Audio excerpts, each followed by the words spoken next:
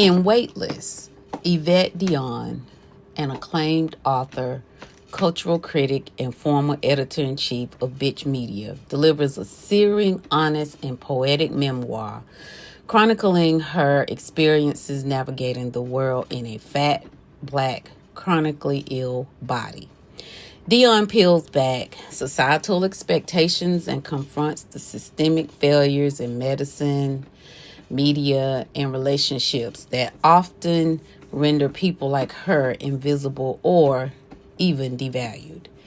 From childhood memories of body shame to near-death experiences with heart failure in her 30s, Dionne crafts a powerful narrative that is both personal and political.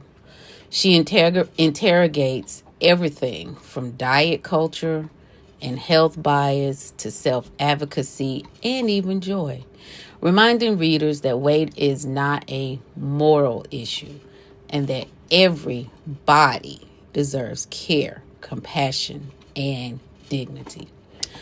After I read this book, I realized how often fat shaming or weight shaming is common in our thought processes and even more so what comes out of our mouths. And I started reassessing things because I'm not a skinny gal. Never been really skinny, but and have battled with health.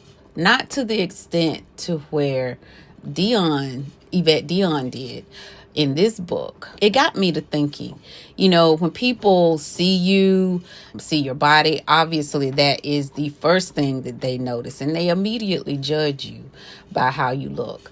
And I caught myself thinking, okay, wait a minute, maybe I need to reevaluate, because I do the same thing. I felt bad afterwards after reading this book because I also felt more conscious of my thoughts and started really deeply looking at the person themselves and not necessarily how they look on the outside. So here's my book review. Evette Dionne writes with both tenderness and authority. Every chapter feels like a conversation with a brilliant, truth-telling friend who refuses to shrink for anyone. I found myself really thinking back and just trying to understand and think about how many times I've heard people say some of the things that she was encountering in this book, especially her reflections on medical neglect and how that intersects with race and weight. The memoir blends vulnerability, righteous anger, and liberation seamlessly. And it really did do that. This book is essential reading for anyone interested in the intersections of race, fatness, feminism, and wellness. It will leave you questioning what you've been taught, and I did have questions, and hopefully more committed to creating space for all of our bodies.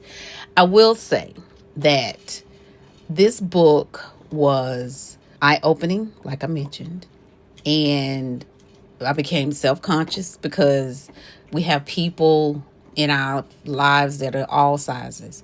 And I think I really honed in on the medical conversations that she was having. She would go in there for a sinus infection or earache or something, and then it would always veer off to her weight, like an ear infection has something to do with her weight.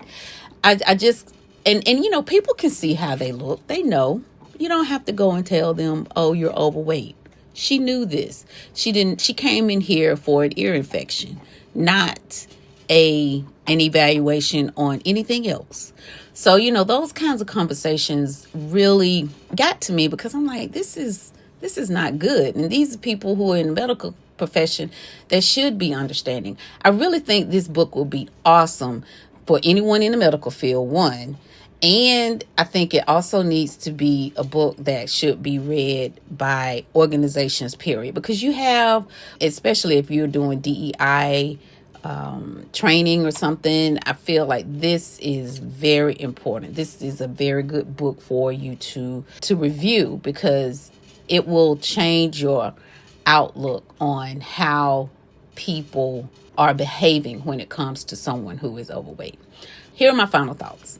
Weightless isn't just a memoir, it's a manifesto.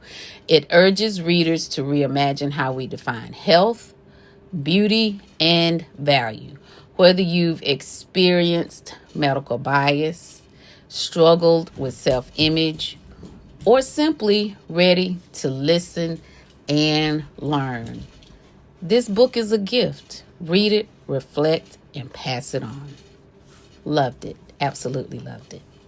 Highly recommend. 5 out of 5.